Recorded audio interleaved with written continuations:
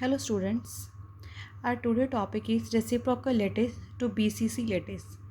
BCC means body centered cubic. देखिए students, अभी just हमने जो पिछला जो लेक्चर मैंने आपको करवाया था वो हम लोगों ने किया था reciprocal lattice to simple cubic. तो देखिए उससे हमें क्या पता लगा था, हमें ये पता लगा था कि अगर आप सिंपल क्यूबिक को अगर आप डायरेक्ट लेटिस के अंदर ऑब्जर्व करते हैं तो हमारे पास क्या मिलेगा, रेसिप्रोकल। वो हमारे पास सिंपल डायरेक्ट लेटिस के अंदर तो हुआ सिंपल क्यूबिक, और रेसिप्रोकल के अंदर वो हमारे पास क्या रहेगा, सिंपल क्यूबिक ही रहेगा। पर इसमें हमारे पास जो साइड थी वो ए रहती है, और इसमें हमारे पास सिर्फ क्या फ़र्क आएगा, जो उसकी जो एज लेंथ हो जाएगी वो मेरे पास 2 पाई डिवाइडेड बाय ए हो जाएगी, और वो हमारे पास रहेगा क्या, सिंपल क्यूबिक ही। ठीक है।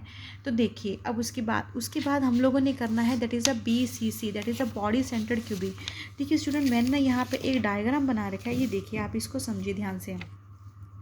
देखो मैंने यहाँ पे क्या किया, 3 मैंने क्यूबिक सेल बना रखे हैं। ठीक है। तो अब बॉडी सेंटर का मतलब हमारे पास क्या होता है, सभी के सभी हमारे पास एटम्स जो होते हैं कॉर्नर्स पे होंगे, प्लस हमारे पास एक एडिशनल हमारे पास क्या होता है, बॉडी सेंटर के ऊपर होगा। तो ये मान लीजिए मेरे पास है बॉडी सेंटर। ठीक है। उसी तरह से मैंने 3 क्यूब बना रखे, दैट इज़ अ 1 2 एंड 3। ठीक है, 1 2 और 3 बना रखे हैं। तो हम लोगों ने क्या किया, अब हमने क्या किया, किसी भी एक आर्बिट्रेरी पॉइंट को एक मैंने ओरिजिन मान लिया। ठीक है स्टूडेंट, मान लीजिए मैंने इस पॉइंट को मान लिया ओरिजिन, और यहाँ से मैंने एक लाइन खींची। ठीक है। अब सिंपल देखिए स्टूडेंट, बिल्कुल सिंपल है, आप 3 क्यूब बना लेंगे, कोई दिक्कत नहीं है। अब हमारे पास अब सबसे पहले आपका क्वेश्चन ये होगा कि ये हमने ये 3 क्यूब बनाए ही क्यों हैं, हम इनसे क्या पता लगाने वाले हैं। देखिए स्टूडेंट, जैसे कि मैंने आपको जस्ट इससे पहले वाला टॉपिक कराया था सिंपल क्यूबिक, तो मैंने आपको बताया था कि अगर आपको स्मॉल ए बी और सी, जो कि हमारे पास क्या होते हैं, small a b c direct lattice के हमारे पास प्रिमिटिव ट्रांसलेशंस जो वेक्टर्स होते हैं, अगर आपको वो पता होगा, उनकी वैल्यू को अगर आप पुट कर देंगे, तो मैंने आपको लिखवाया था कैपिटल ए, कैपिटल बी और कैपिटल सी। देखिए स्टूडेंट्स, अगर किसी ने भी जस्ट इससे पहले वाला आर्टिकल अगर नहीं देख रखा है, तो मेरी एडवाइस आपको यही है कि पहले आप वही देखें, उसके बाद ही आपको ये समझ आएगा। ठीक है। तो देखिए, तो मैंने आपको पहले वाले आर्टिकल में जस्ट इससे मेरे पास पहले जो वीडियो थी उसमें मैंने आपको कैपिटल ए, कैपिटल बी और कैपिटल सी मैंने आपको बताया था कि वो हमारे पास क्या होते हैं, और उसमें आप स्मॉल ए, स्मॉल बी और स्मॉल सी की वैल्यू को पुट करके आप क्या निकाल देंगे, रेसिप्रोकल लेटिस वेक्टर्स निकाल लेंगे। तो ये जो मैंने है 3 क्यूब मैंने क्यों बनाए हैं, यहाँ से हम क्या चाहते हैं, यहाँ से हमें पहले स्मॉल ए, स्मॉल बी और स्मॉल सी वेक्टर्स की वैल्यू पता होगी।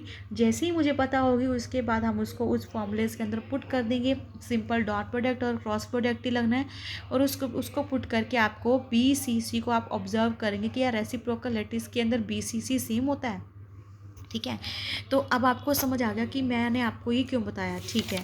देखिए मैंने 3 क्यूब बना दिए, तीनों ही क्यूब के अंदर मैंने बॉडी सेंटर लगा दिए, that is a 1, that is 2, that is a 3, और एक पॉइंट का मैंने किसी भी पॉइंट को आप ओरिजिन मान सकते हैं। ठीक है, मैंने इस पॉइंट को ओरिजिन मान लिया।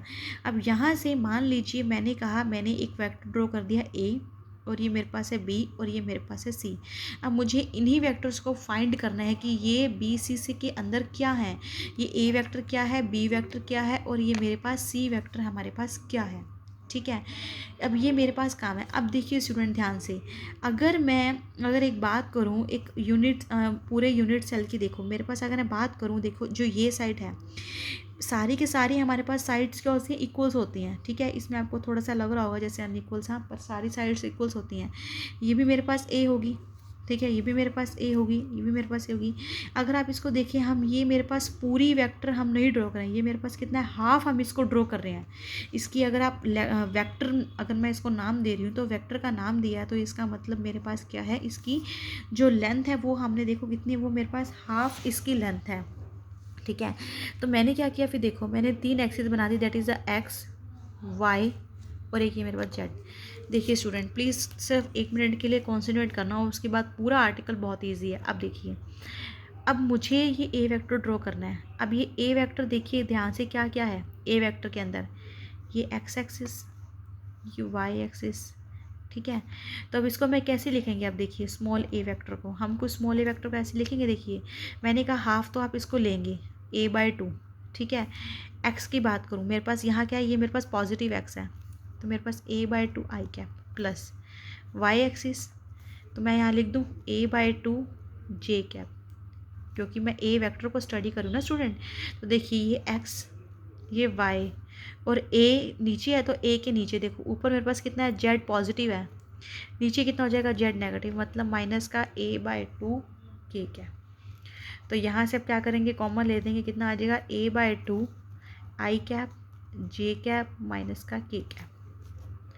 ठीक है, अब आप खुद देखिए, अब बिल्कुल आसान है, बी वेक्टर लिखे, देखिए बी वेक्टर में क्या क्या क्या आ रहा है, जेड एक्सिस आ रही है, वाई एक्सिस आ रही है, और एक्स का पॉजिटिव तो यहाँ है, और ये पीछे की तरफ कौन सी आएगी, एक्स की नेगेटिव। तो बिल्कुल सिंपल है, खुद बताइए। देखिए अब क्या लिखेंगे हम इसको, a/2 वाई की पॉजिटिव, a/2 जे कैप जेड का पॉजिटिव प्लस a/2 के कैप, और एक्स मेरे पास बी वेक्टर यहाँ है तो एक्स कैसे मेरे पास नेगेटिव, a/2 आई कैप। तो बी कॉमन ले देंगे, a/2 जे कैप प्लस के कैप प्लस में आई कैप। बिल्कुल ईजी है स्टूडेंट। अब देखिए सी वेक्टर क्या होगा, सी वेक्टर में क्या क्या आ रहा है, देखिए एक्स पॉजिटिव आ रहा है, मतलब आई कैप a/2 आई कैप, जेड कितना आ रहा है, पॉजिटिव आ रहा है, मतलब a/2 के कैप। ठीक है, और अब देखिए सी वेक्टर y पॉजिटिव है, यहाँ जाएंगे तो y नेगेटिव, मतलब माइनस का a/2 जे कैप। तो small a vector, b vector और c वेक्टर स्टूडेंट्स ये मैंने आपको बता दिया कि कैसे लिखते होते हैं। ठीक है, देखिए यही मैंने सेम देखिए ऊपर ये मैंने यहाँ पे लिखा हुआ। ठीक है, ये देखिए small a vector, b vector, जो c वेक्टर, जो अभी जो मैंने आपको समझाया है जस्ट एज इट इज़ मैंने लिख दिया। और यहाँ देखिए फिर मैंने लिख दिया है कि a b c हमारे पास क्या है, प्रिमिटिव ट्रांसलेशनल वेक्टर्स हैं, और कैपिटल A B C हमारे पास क्या है, रेसिप्रोकल ट्रांसलेशनल वेक्टर्स हैं। अब देखिए स्टूडेंट्स, अब हमारा काम बिल्कुल भी टफ नहीं रहा।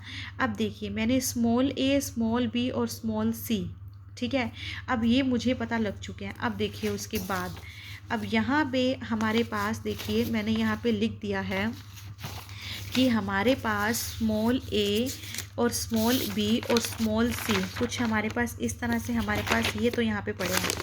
अब मुझे क्या निकालना है, यहाँ से हमें कैपिटल A, कैपिटल B और कैपिटल C निकालना है। अब देखिए जैसा मैंने बताया था A का फॉर्मूला होता है जैसे हमारे पास 2 पाई, यहाँ आ जाएगा हमारे पास B vector C vector divided by A vector और B क्रॉस में C।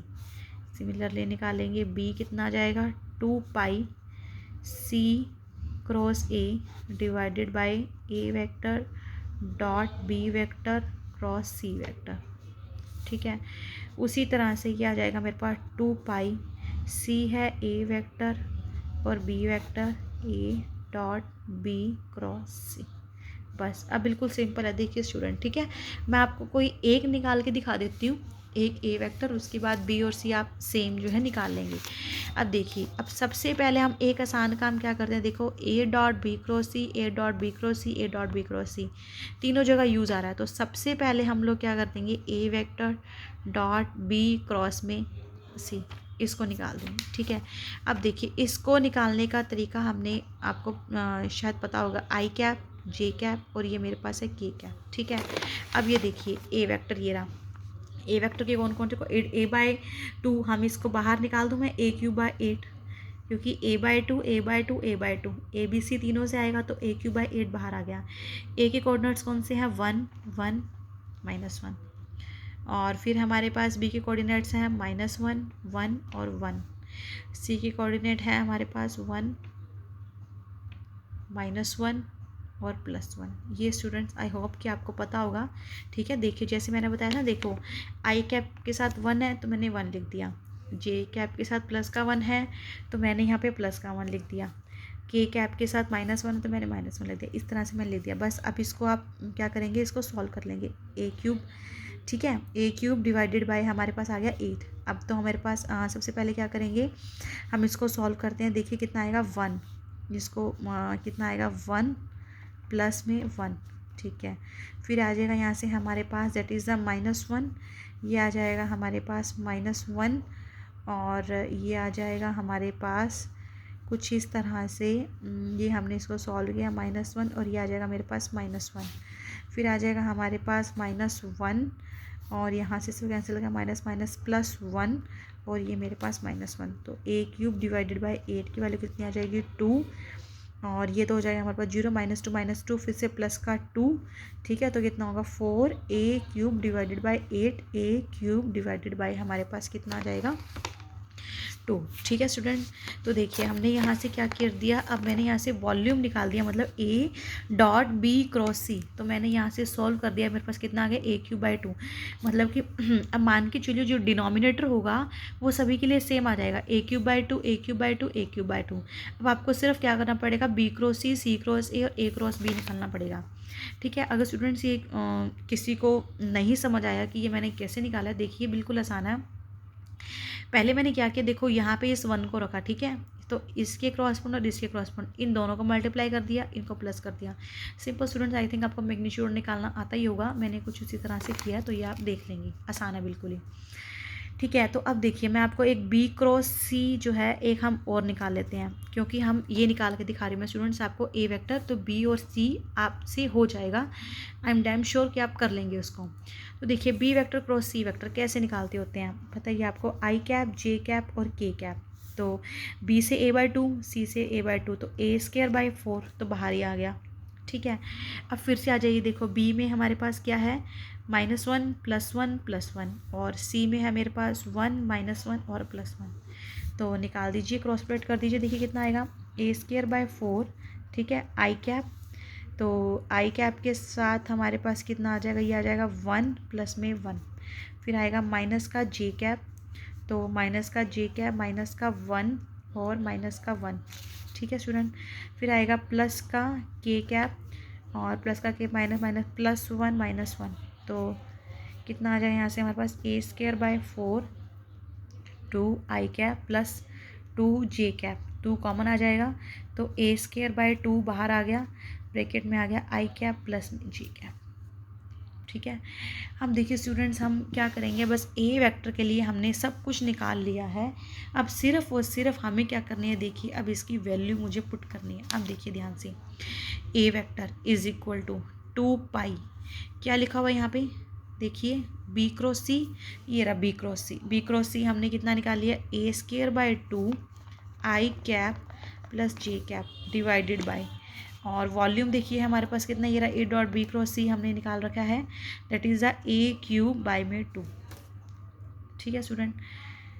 तो देखिए A vector is equal to कितना हो जाएगा, A² से A² कैंसिल, 1 आ जाएगा, 2 से 2 कैंसिल, ठीक है, और 2 ऊपर चला जाएगा, देखिए तो कितना आ गया, ये आ गया हमारे पास, दैट इज़ 2π डिवाइडेड बाय में, ठीक है। देखिए कितना आ गया हमारे पास यहाँ से, 2π divided by I cap plus में J कैप। तो यहाँ से देखिए स्टूडेंट ध्यान से, मैंने क्या निकाल दिया है, ये मैंने निकाल दिया है A वेक्टर। तो देखिए अब A वेक्टर आ गया 2π/A I कैप प्लस में J कैप। उसी तरह से स्टूडेंट्स अब सिमिलरली आप निकाल लेंगे, B वेक्टर भी निकाल लेंगे और आप क्या निकाल लेंगे, C वेक्टर भी निकाल लेंगे, बिल्कुल सिमिलरली करके। तो स्टूडेंट्स कर लेंगे ना। अब जैसे देखिए A वेक्टर निकाला तो I कैप प्लस में J कैप, जब B वेक्टर निकालेंगे तो कितना आएगा, J कैप प्लस में K कैप, और जब C वेक्टर निकालेंगे तो कितना आएगा हमारे पास, K कैप प्लस में I कैप, ठीक है। तो हमारे पास क्या आ गया, देखिए कुछ इस तरह से आपके पास जो रिज़ल्ट है वो आपको कुछ इस तरह से देखिए मिल जाएगा। तो देखिए यहाँ पे मैंने बिल्कुल आपको जो मैंने आपको देखिए स्टूडेंट्स, अब थोड़ा सा ब्रीफ में बता रही हूँ। सबसे पहले हमने क्या किया, BCC में ABC की वैल्यू निकाली, फिर मैंने आपको वॉल्यूम निकाल के दिखाया, क्योंकि वॉल्यूम में हमारे पास क्या था, तीनों में सेम काम आएगा। तो देखिए फिर मैं आपको सिर्फ एक A वेक्टर मैंने निकाल के दिखाया मैंने आपको, that is 2π B×C bye A.B×C। तो देखिए A वेक्टर की वैल्यू हमारे पास ये आ गई थी जो हमने अभी निकाली है, 2π/A, that is the I cap plus में J कैप। देखिए जो मैंने ये अभी निकाली है, देखिए ये मैंने एज इट इज़ मैंने लिख दी, 2π/A I कैप प्लस में J कैप। सिमिलरली स्टूडेंट्स आप लोग क्या निकाल लेंगे, B वेक्टर निकाल लेंगे, जो आ जाएगा हमारे पास 2π/A J cap plus K cap. C vector आ जाएगा 2π/A K कैप प्लस में I कैप। तो A वेक्टर, B वेक्टर और C वेक्टर, ये तीनों ही वेक्टर्स हमने निकाल दिए, और ये हमारे पास किसके निकल गया, हमारे पास निकल गए हैं कि BCC रेसिप्रोकल लैटिस के अंदर हमारे पास कुछ इस तरह से हमारे पास वेक्टर्स आ गए हैं, जो कि है ए वेक्टर, बी वेक्टर और सी वेक्टर। अब देखिए स्टूडेंट, सबसे इम्पॉर्टेंट बात, अब इन वेक्टर से हम क्या समझ पा रहे हैं कि डायरेक्ट लैटिस के अंदर तो हमारे पास है वो BCC, बॉडी सेंटर क्यूबिक, लेकिन अब हमें ये देखना है कि रेसिप्रोकल लैटिस के अंदर क्या वो BCC है, तो आपका आंसर है नहीं। देखिए, क्योंकि जब 20, अब ये आपके पास क्या बन गया है बेसिकली स्टूडेंट्स, ये मेरे पास है FCC के प्रिमिटिव ट्रांसलेशनल वेक्टर्स हैं जो डायरेक्ट लैटिस के अंदर होते हैं। क्या मतलब है कि BCC का रेसिप्रोकल लैटिस के अंदर वो FCC बिहेव करेगा।